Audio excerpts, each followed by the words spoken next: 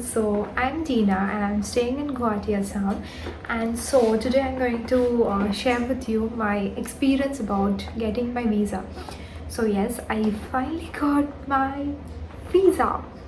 I want to show you because हमें बिना proof के वीडियोस नहीं बनाना चाहिए.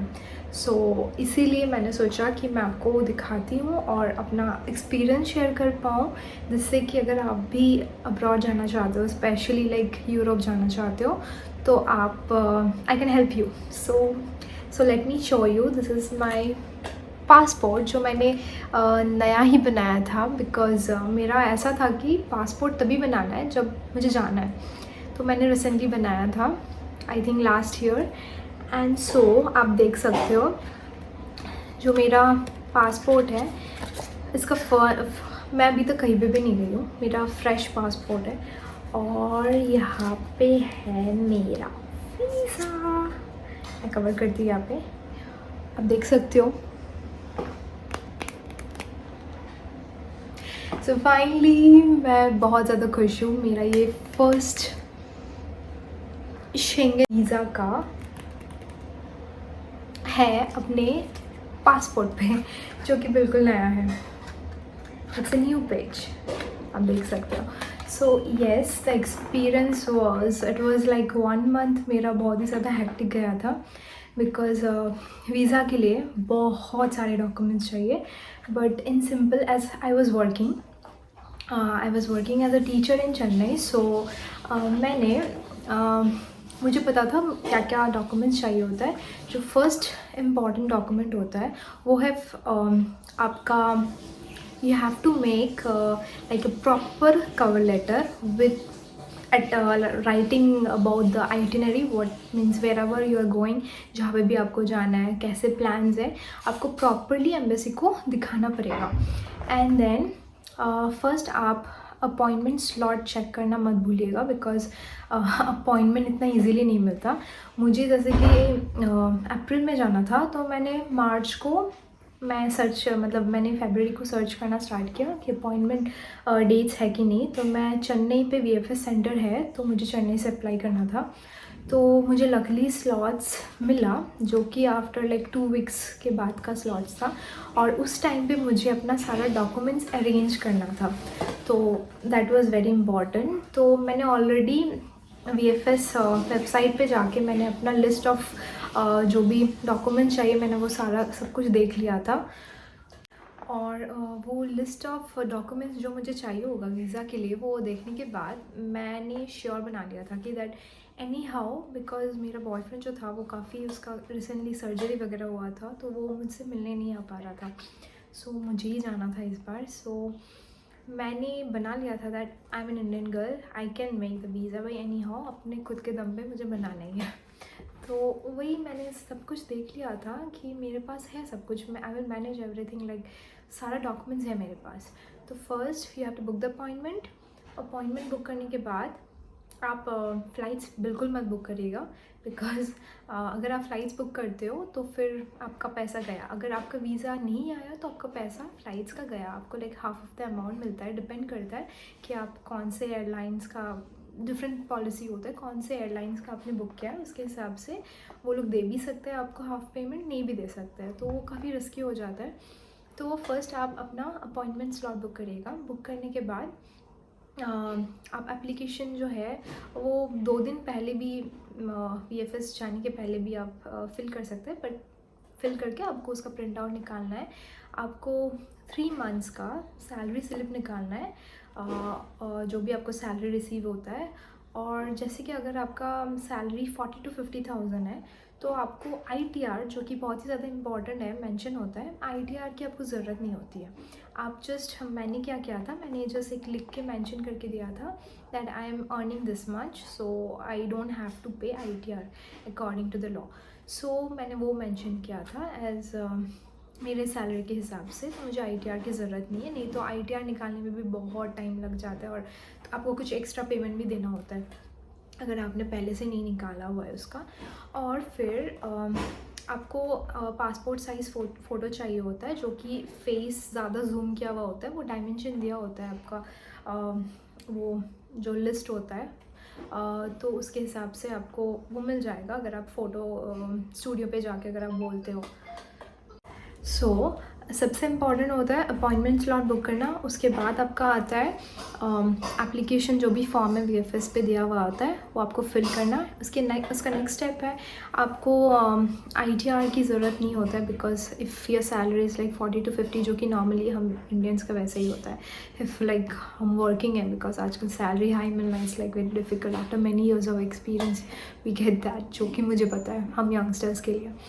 सो उसके लिए आप एक एप्लीकेशन लिख के दे सकते हैं। पासपोर्ट साइज़ फ़ोटो आप निकाल सकते हैं, डायमेंशन दिया हुआ है, अकॉर्डिंग टू दैट आप निकाल सकते हैं। एंड देन आपको if you are working, wherever you're working, you have to like get from the employer that to write an application to the embassy so that you're going to abroad and you'll come back, क्योंकि embassy को यही चाहिए होता है कि आप, ये बंदी जो जा रही है बाहर, वो वापस आए अपनी कंट्री पे। ऐसा नहीं कि हमारी जर्मनी पे रह जाए और ना जाए और हमारे कंट्री का पॉपुलेशन बढ़ाए, तो वो लोग वैसा सोचते हैं। तो हमें वैसा एक चाहिए होता है डॉक्यूमेंट टू शो। एंड फिर हमें चाहिए होता है कुछ ज़्यादा नहीं चाहिए होता है, ये कुछ इंपॉर्टेंस है। जो आपका बैंक स्टेटमेंट है वो चाहिए होता है, दैट इज़ वेरी इंपॉर्टेंट, कि आपने हाई अमाउंट ऑफ ट्रांजैक्शंस आपके अकाउंट से हुए हैं। You are eligible to go to that country and you can stay there and like spend for your own expense, you know. ऐसा नहीं है कि आप वहाँ पे जाके ऐसे ही बैठे हो, आपका कोई पैसा ही नहीं है, आप वहाँ पे जाके ऐसे ही, मतलब कुछ भी नहीं है आपके पास और आप क्या करोगे, तो वो प्रॉब्लम हो जाता है। तो आपको ये 3 मंथ्स का बैंक स्टेटमेंट, बहुत कुछ, मतलब ये जाना होता है बैंक पे जाके आपको। मैंने योनो से निकाला था अपना, मतलब प्रोफाइल पासवर्ड वगैरह बना के, SBI है मेरा बैंक अकाउंट, उस पर जाके मैंने अपना 3 मंथ्स का स्टेटमेंट निकाला। उसके बाद मैंने बैंक मैनेजर को जाके वो सबमिट दिया, उन्होंने एक सिग्नेचर एंड स्टैम्प सील दे दिया। मेरा आई थिंक कुछ 10 पेजेस था, उस पर मुझे वो सिग्नेचर और वो सबमिट करना पड़ा। और हाँ, मैंने अपनी मम्मी से भी मैंने कुछ अमाउंट लिया था, बिकॉज़ मैं उनको कभी कभी देती हूँ और मेरे पास था नहीं, तो उन्होंने मुझे लास्ट में दिया था।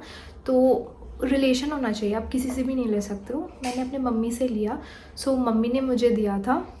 तो मुझे अपने मम्मी का भी लाइक बैंक स्टेटमेंट चाहिए था, बिकॉज़ उनका अकाउंट से मुझे पैसा मिला है, वो मुझे प्रूव करना था। और शी इज़ माई मदर, तो मुझे उनका आधार भी सबमिट करना पड़ा था, और आधार के साथ पैन कार्ड, आधार और उनका बैंक स्टेटमेंट, और उसको भी मैंने सील और स्टैम्प के साथ मैंने सबमिट किया था। और इससे ज़्यादा आपको फ़्लाइट टिकट्स, जो मैंने डमी टिकट्स बुक किया था, बिकॉज़ ओरिजिनल टिकट्स हमें बुक नहीं करना चाहिए, ऐसा आपको मैंने बोला था। तो मैंने डमी टिकट्स, फ़्लाइट्स का राउंड ट्रिप का टिकट्स मैंने बुक किया था। और travel insurance is very important. Travel insurance मैंने ओरिजिनल बनाया था, बिकॉज़ मिले या ना मिले, but I can use it later by changing the dates of the travel insurance. तो मैंने ट्रैवल इंश्योरेंस बुक किया था। और हाँ, मैंने होटल का मुझे ज़रूरत नहीं पड़ा, because I got an invitation from my senior, so she has provided me that this girl, she is my friend, and वो हमारे साथ मेरे घर पे रहने वाली है। और तो उन्होंने मुझे वो लेटर दिया था, और उनका पासपोर्ट भी मुझे सबमिट करना पड़ा था। तो मेरा जो वीज़ा था वो विजिटर वाला वीज़ा था, टूरिस्ट वीज़ा नहीं था, बिकॉज अगर टूरिस्ट वीज़ा हो तो मुझे बहुत ज़्यादा और भी ज़्यादा एक्स्ट्रा डॉक्यूमेंट दिखाना पड़ता है, जैसे कि फ़्लाइट टिकट्स वगैरह के साथ मुझे एक्स्ट्रा बैंक बैलेंस बहुत ज़्यादा दिखाना पड़ेगा। इवन होटल का बुकिंग्स वगैरह मुझे दिखाना पड़ेगा कि मैं, और मतलब आइटिनरी उस पर और भी ज़्यादा हो जाएगा, मतलब बहुत ज़्यादा डिटेल्स में मुझे दिखाना पड़ेगा कि मैं कौन से होटल में रह रही हूँ, फर्स्ट डे पे, सेकंड डे पे, थर्ड डे पे, तो वैसा दिखाना पड़ता है। तो मैंने 14 डेज़, मेरे सीनियर को एक्सपीरियंस था, बिकॉज वो वहाँ पे रहती है, वहाँ पे जॉब करती है, तो उसके जो पेरेंट्स है वो आते रहते हैं, उसके ब्रदर्स सिस्टर्स आते रहते हैं।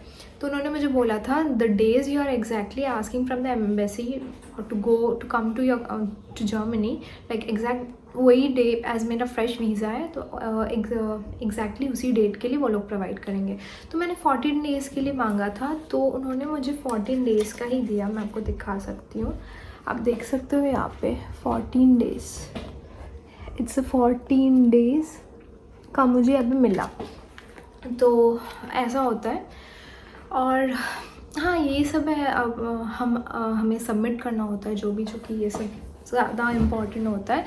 और हाँ, शेंगेन वीज़ा के लिए हमें ना जाके वहाँ पे मतलब कोई पर्सनल इंटरव्यू नहीं देना होता। मुझे लगा था कि कोई पर्सनल इंटरव्यू देना पड़ेगा। They will after submission of all the documents I just have to give my biometric like my fingerprints, I का कुछ ये लोग स्कैनिंग वगैरह करते हैं। और मेरा पासपोर्ट लेके वो मुझे पूछ रहे थे कि तुम्हारा नाम क्या है, what is your date of birth, just like small verification. वो लोग ये सब करते हैं। और मैंने इनफैक्ट उनसे पूछा भी था, sir I will get the visa ना, because it's very important, like I need it like very badly. उन्होंने बोला था yeah you have all the documents, don't worry, you will get the visa.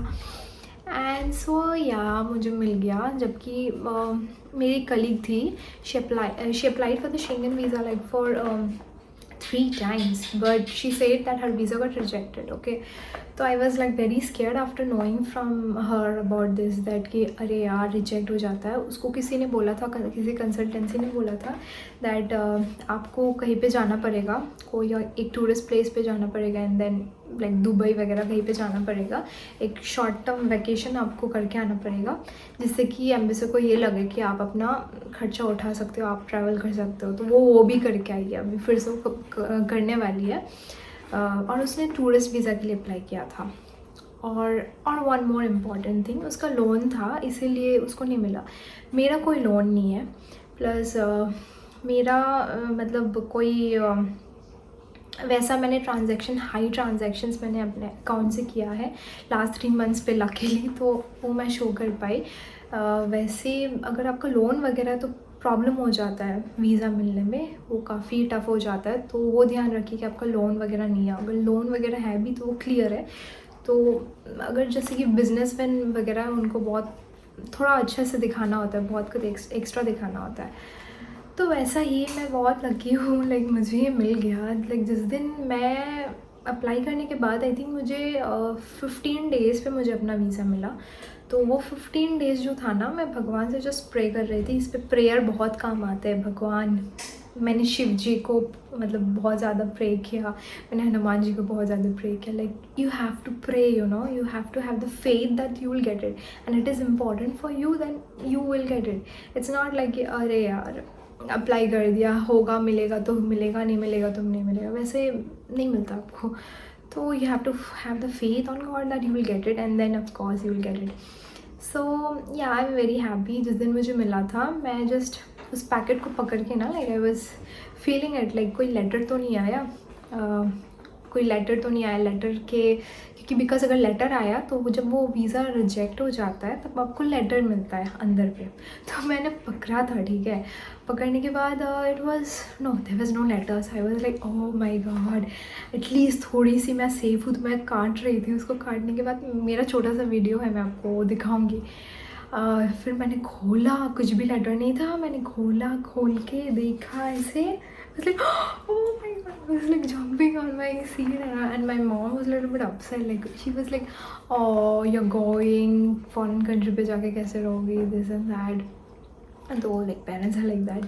But I was very happy. It was like oh my god, 2-3 months का जो वो था ना, कि apply करने के बाद से उसके पहले प्रिपरेशन, इतना सारा डॉक्यूमेंट वगैरह, मतलब बहुत ही ज़्यादा लाइक मतलब था कि मैं करूँगी मेहनत से। मैं इवन रात दिन मैंने एक कर दिया था कि मेरे दिमाग पे यही था कि कौन सा डॉक्यूमेंट चाहिए, नेक्स्ट कौन सा डॉक्यूमेंट चाहिए, इसका प्रिंट आउट निकालना है, स्टैम्प लगवाना है। फिर जब मैं VFS पे गई तो उस दिन भी लाइक बहुत सारे प्रिंट आउट्स मुझे मिले नहीं थे। लाइक मैंने निकाला नहीं था उसके प्रीवियस नाइट। तो फिर मैंने वहाँ से निकाला। फिर मैं जहाँ पे रहती थी उसका भी मैंने टेनेंसी का एक लेटर निकाला, क्योंकि टेनेंसी प्रूफ चाहिए जहाँ पे। अगर मैं चेन्नई पे थी तो मैं इतने साल वहाँ पे रह रही थी, तो वहाँ के ओनर से मुझे एक लेटर भी सबमिट करना पड़ा था। और फिर हाँ, यही बस। ओके, अगर आपको इसके अलावा कुछ इन्फॉर्मेशन चाहिए, अगर मैंने कुछ मिस आउट कर दिया तो आप ज़रूर मुझे मैसेज करिएगा या फिर लाइक कमेंट करिएगा। एंड आप ये वीडियो को ज़रूर शेयर करिएगा और सब्सक्राइब करिएगा मेरे चैनल पे। Okay, bye bye.